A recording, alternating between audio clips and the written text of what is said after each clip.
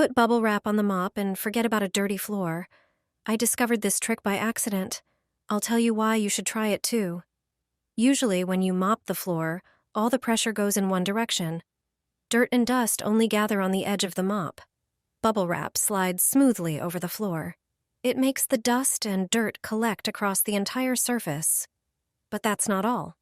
Now take a paper towel and tear off larger pieces. Fit them to the size of the mop. The paper should be placed under the bubble wrap.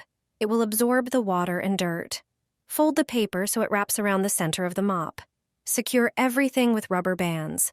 2 will be enough to keep it all in place. Now mop the floor as usual. You'll notice the difference immediately. This hack works great for cleaning walls and ceilings too. It doesn't leave streaks or smudges. The floor shines and all the dust ends up where it belongs. Try it once, and you'll never go back to the old way.